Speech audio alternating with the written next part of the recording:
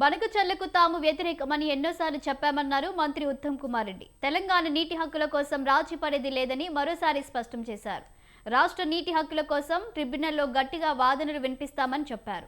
బనకచర్లకు అనుమతి ఇవ్వొద్దని కేంద్రానికి చెప్పామన్నారు. కృష్ణా జలాల్లో 734 టీఎంసీల నీళ్లు రావాలని వాదనలు వినిపించామన్నారు. బీఆర్ఎస్ కట్టిన కాళేశ్వరం కూలిపోయిందన్నారు ఉత్తమ్. హరీష్ రావు పదే పదే అబద్ధాలు చెబుతున్నారని, కాంగ్రెస్ ను బద్నాం చేసే అలవాటు మానుకోవాలన్నారు మంత్రి. సుందిల బ్యారేజీలకు పొక్కలు పడ్డాయి. ఒక్క చుక్క నీరు ఈ 21 నెలల్లో ఉపయోగించలేదు. ఆ 3 బ్యారేజీలో ఒక్క చుక్క నీళ్లు ఉపయోగించకుండా రికార్డు పంట పండించినాం, రికార్డు కొనుగోలు చేసినాము. మరి కాళేశ్వరం సంగతి అది. తుమ్మడి అట్టి వాళ్ళు ఏమన్నారు, కాళేశ్వరం కడతాము, తుమ్మడి అట్టి కడతామన్నారు. తుమ్మడి అట్టి దగ్గర తట్టడి మట్టి కూడా ఎత్తలేదు 10 ఏళ్లలో. మేము ఇప్పుడు తుమ్మడి అట్టి ప్రాణహిత చేవెళ్ళ ప్రాజెక్టు మొదలుపెట్టి పూర్తి చేస్తాము. అదేవిధంగా సీతారాం సాగర్ ప్రాజెక్టుకి 67 టీఎంసీల నీటి కేటాయింపు మా హయాంలో మేము తీసుకొచ్చినాము. అదేవిధంగా సమ్మక్క సారక్క ప్రాజెక్టు మరి అన్ని క్లియరెన్సెస్కి ఛత్తీస్గఢ్ ముఖ్యమంత్రితో మాట్లాడినాం. కేంద్ర ప్రభుత్వం ఒత్తిడి తీసుకొస్తున్నాం. సమ్మక్క సారక్క బ్యారేజ్కి 47 టీఎంసీల కోసం కేంద్ర ప్రభుత్వాన్ని ఒప్పించినాం. అతి త్వరలో నీటి కేటాయింపు జరుగుతుంది. ఈ విధంగా గోదావరి జలాల విషయంలో కూడా మన కాంగ్రెస్ ప్రభుత్వంలోనే తెలంగాణ రాష్ట్రానికి మేలు జరుగుతుంది.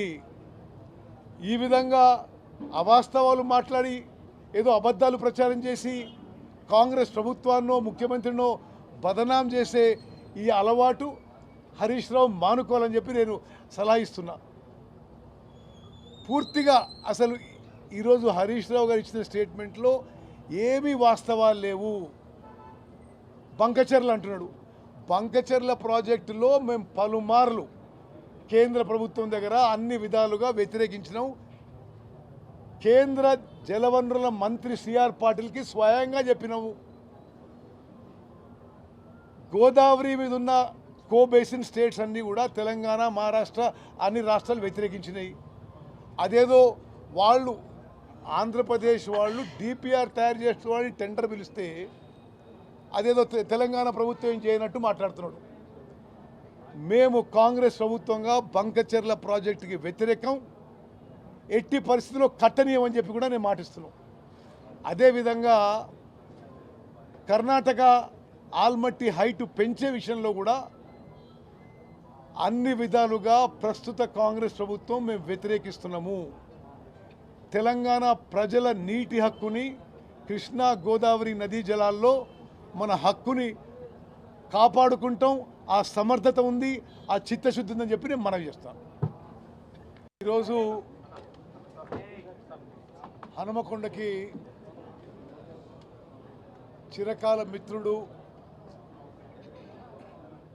సుదీర్ఘకాలం ఉమ్మడి వరంగల్ జిల్లాలో కాంగ్రెస్ పార్టీకి ఎనలేని సేవలు అందించిన సీనియర్ శాసనసభ్యుడు, సీనియర్ నాయకుడు, ప్రియమిత్రుడు దొంతి మాధవరెడ్డి గారి తల్లిగారి అకాల మరణం పట్ల వారికి, వారి కుటుంబ సభ్యులకి నా ప్రగాఢ సంతాపం, సానుభూతి తెలియజేయడానికి నేను ఈరోజు హనంకొండ మాధవరెడ్డి గారి ఇంటికి రావడం జరిగింది.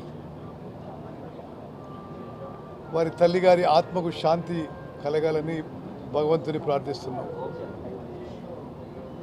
ఈ సందర్భంగా 2-3 విషయాలు మీడియా మిత్రుల ద్వారా యావత్ తెలంగాణ రాష్ట్రానికి తెలియజేసుకున్నాను.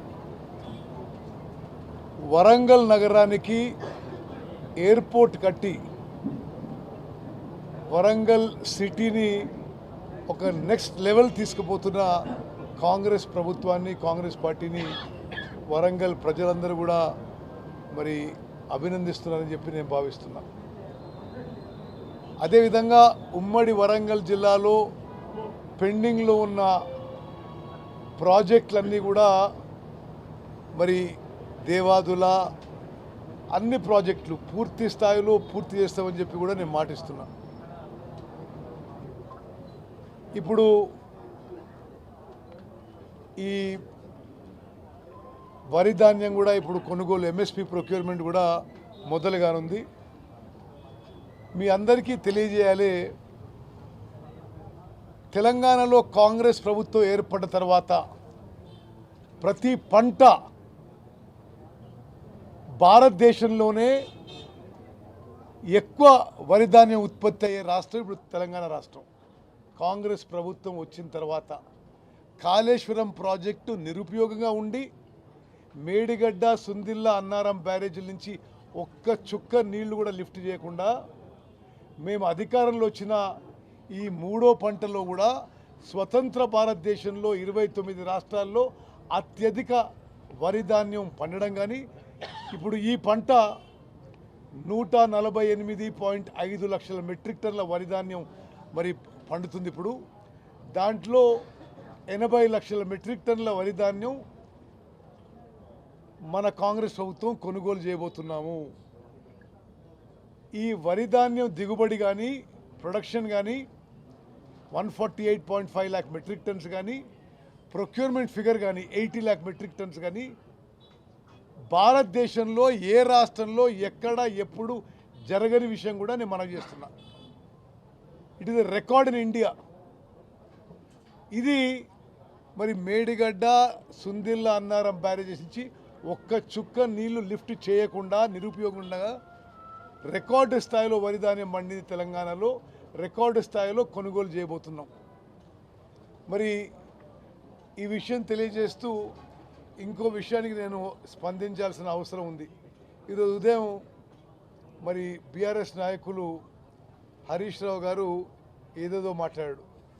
నేను చాలా స్పష్టంగా చెప్తున్నా, గోదావరి జలాల విషయంలో కానీ కృష్ణా జలాల విషయంలో కానీ తెలంగాణ రాష్ట్రానికి మోసం, దగా జరిగిందంటే 10 ఏళ్ల బీఆర్ఎస్ పరిపాలనలో.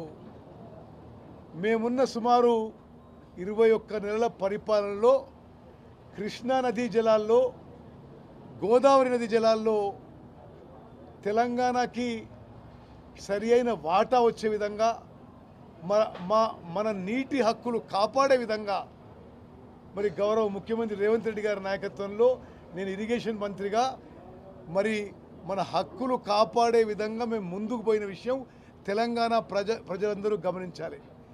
ఏదో బదనాం చేయాలనే విధంగా ఏదో తప్పుడు మాటలు, అబద్ధపు ప్రచారం, అవాస్తవమైన ఆరోపణలు చేస్తుండు హరీష్ రావు గారు. బంకచెర్ల ప్రాజెక్టుకి తెలంగాణ ప్రభుత్వం, కాంగ్రెస్ ప్రభుత్వం అందరం వ్యతిరేకం.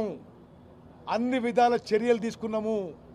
మేము స్వయాన కేంద్ర ప్రభుత్వానికి వర్బల్గా చెప్పినాం, లిఖితపూర్వకంగా చెప్పినాం.